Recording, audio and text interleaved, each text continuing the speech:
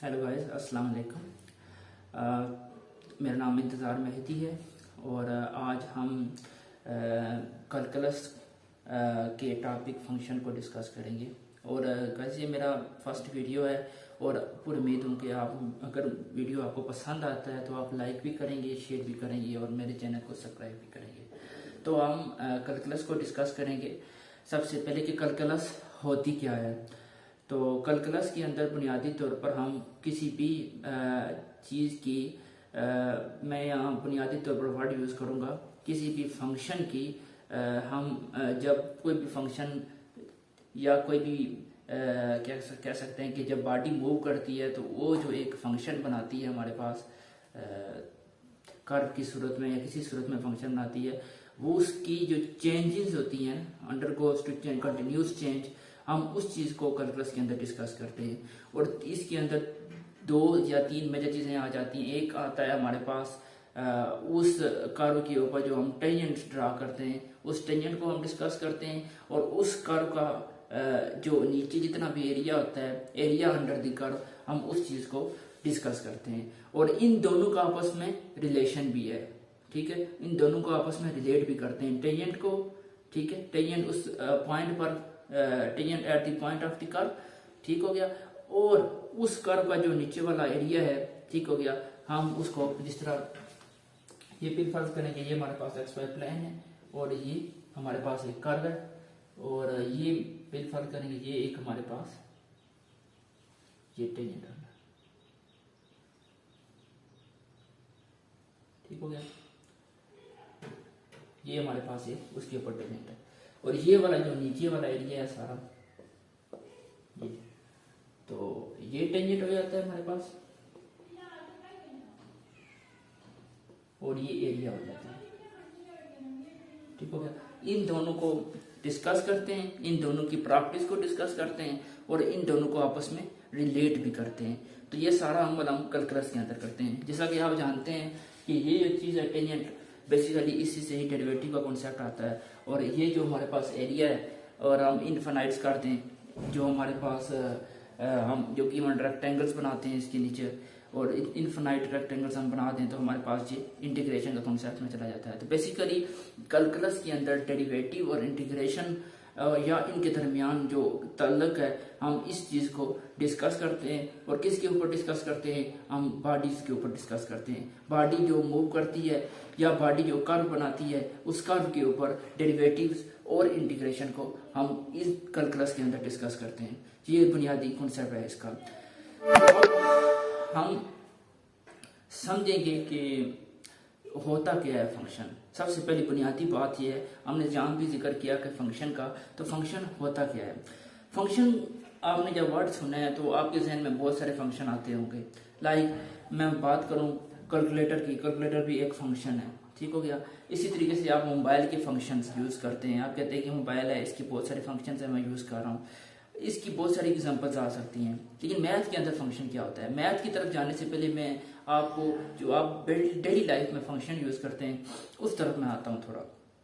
उसमें होता क्या है बेसिकली, अगर उसको थोड़ा आप गौर फिक्र करें तो उसके अंदर आप क्या करते हैं कि आप एक इनपुट होती है हमारे पास, इनपुट से मुराद हम जो चीज़ पुट करते हैं, ठीक हो गया। ये हर बच्चे को पता होता है लेकिन फिर भी मैंने बता देता हूँ कि इनपुट वो होती है जो हम किसी सिस्टम के अंदर पुट करते हैं। तो हम बिलफर्ज करें कि हमारे पास एक सिस्टम है, उसके अंदर हम इनपुट डालते हैं, उस सिस्टम इसके ऊपर प्रोसेस करता है। प्रोसेस करने के बाद हमें एक आउटपुट हासिल होती है, यानी प्रोसेस करने के बाद जो चीज़ बाहर आती है आउटपुट की फॉर्म में, जिसे हम आउटपुट बोलते हैं। तो बेसिकली ये जो सिस्टम है जो उसके ऊपर प्रोसेस कर रहा है, यही बुनियादी तौर पर फंक्शन है, ठीक हो गया। ये डेली लाइफ में अगर हम एग्जांपल दें, ये बुनियादी तौर पर हमारे पास एक डेली लाइफ में, इसी को हम फंक्शन बोलते हैं। लाइक कैलकुलेटर है, अब कैलकुलेटर की एग्जांपल है। कैलकुलेटर के अंदर आप इनपुट डालते हैं, कोई सा भी इनपुट डाल दें, जैसा 2 और 3, ठीक हो गया। और 2 और 3 को आपके ऊपर, आप इसके ऊपर ऐड का फंक्शन अप्लाई करते हैं, यानी आप प्लस डाल देते हैं, 2 + 3, ठीक हो गया। तो हमारे पास कैलकुलेटर इसके ऊपर प्रोसेस करता है और इसके ऊपर ऐड वाला फंक्शन अप्लाई करता है, ठीक हो गया। और ये 5 की सूरत में हमारे पास आउटपुट की सूरत में आ जाता है। तो बेसिकली ये सिस्टम होता है एक फंक्शन बुनियादी तौर पर, जिसके ऊपर हम किसी सिस्टम के अंदर पुट करते हैं और सिस्टम जो है इसके ऊपर प्रोसेस जो है करके हमारे पास एक आउटपुट की सूरत में हमें रिजल्ट देता है। और अगर हम इसकी मैथ के अंदर थोड़ी सी एग्जांपल समझने की कोशिश करें कि मैथ के अंदर बेसिकली फंक्शन होता क्या है, तो मैथ के अंदर फंक्शन समझेंगे हम। अगर मैं रेज कर दूं इसे,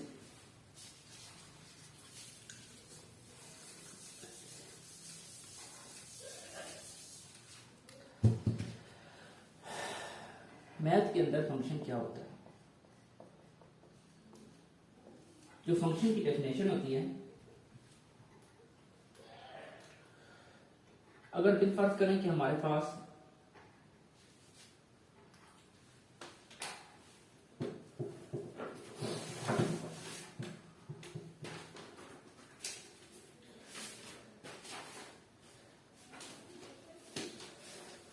फर्ज करें कि हमारे पास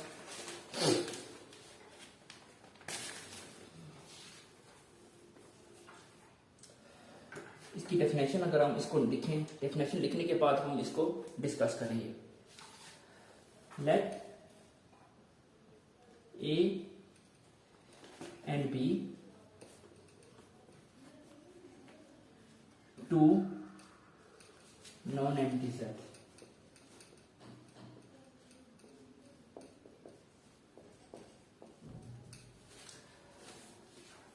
और रूल फंक्शन क्या होता है, function is a rule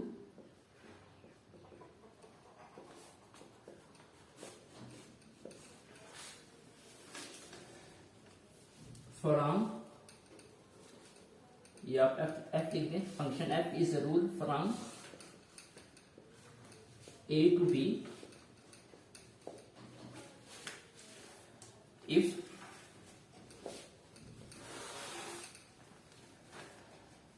every element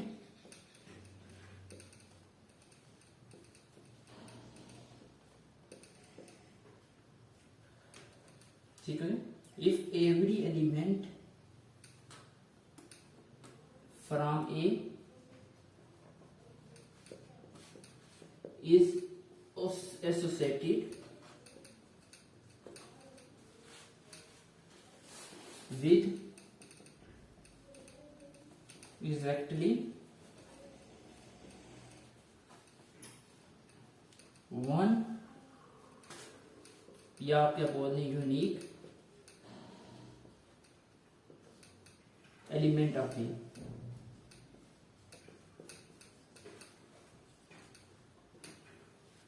और इसको रिटर्न किस तरह लिखते हैं, रिटर्न एज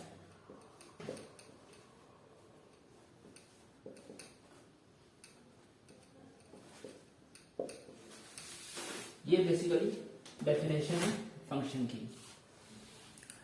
अब इस डेफिनेशन को समझते हैं कि आया फंक्शन मैथ के अंदर होता क्या है।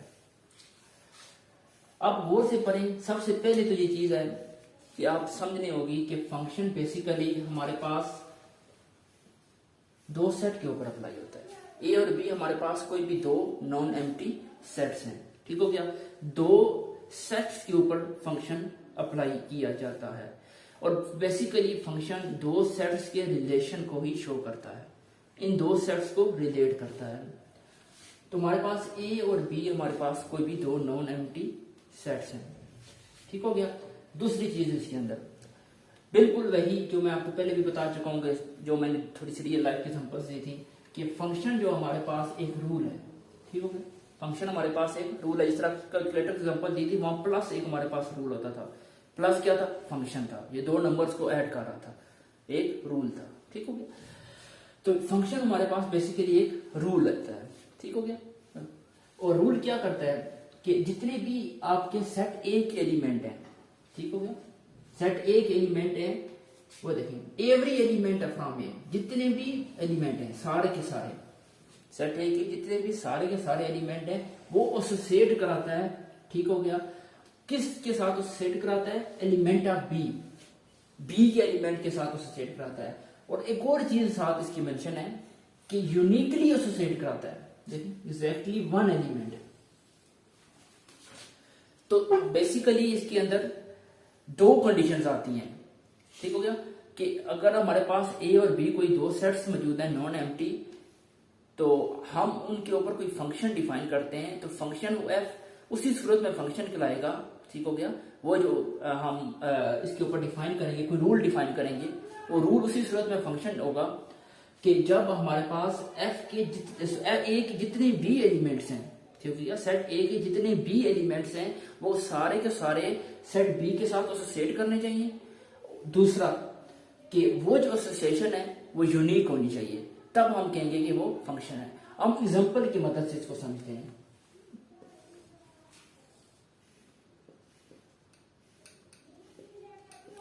बिलफर्ज करेंगे यहां एक लफ्ज एसोसिएट भी आया हुआ है और यूनिकनेस भी है और सारे एलिमेंट्स, जिस तरह मैं आपको ये मैं एग्जांपल के थ्रू आपको एक्सप्लेन करता हूँ।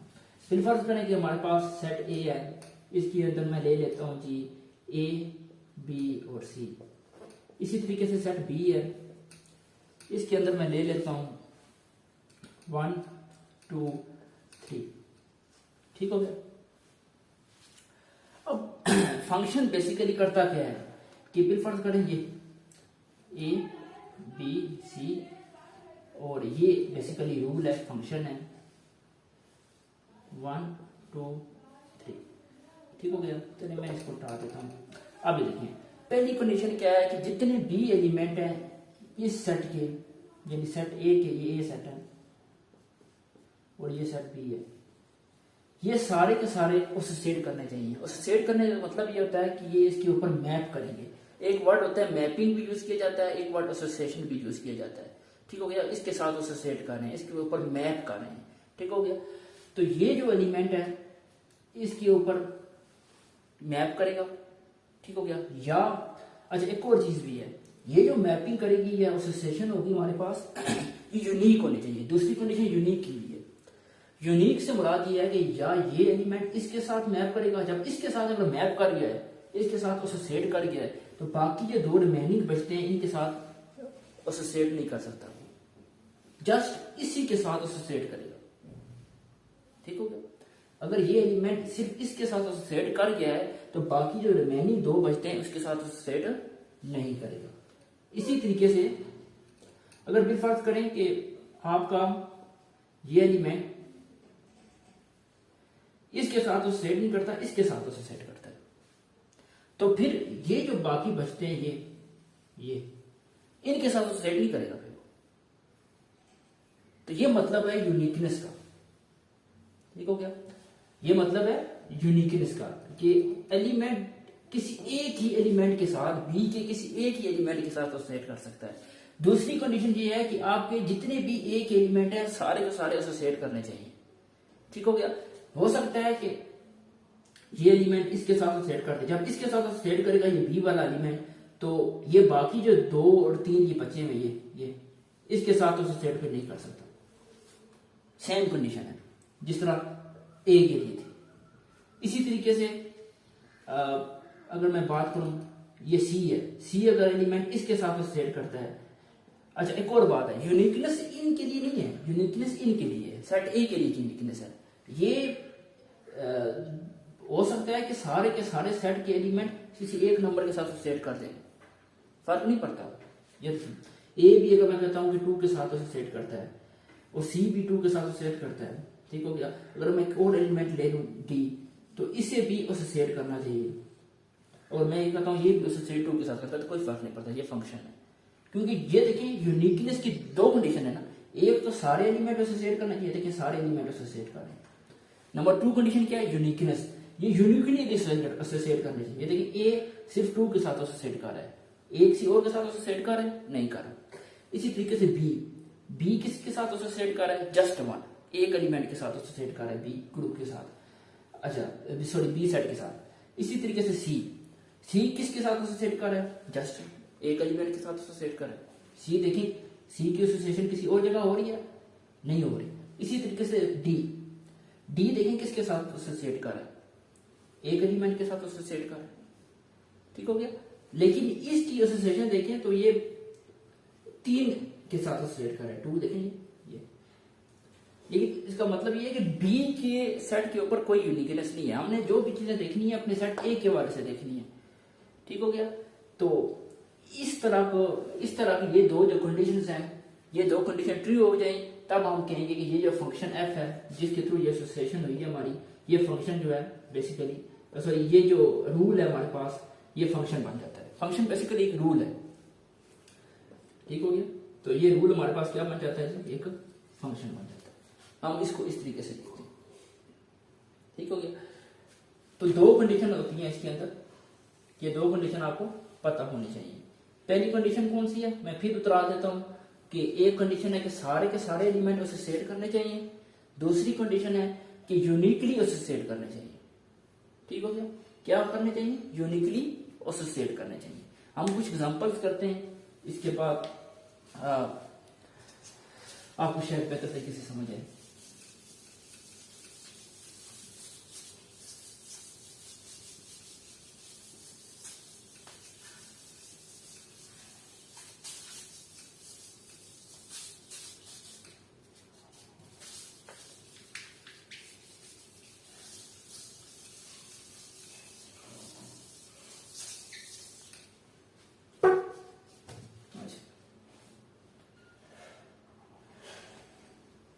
कुछ एग्जांपल्स करते हैं हम।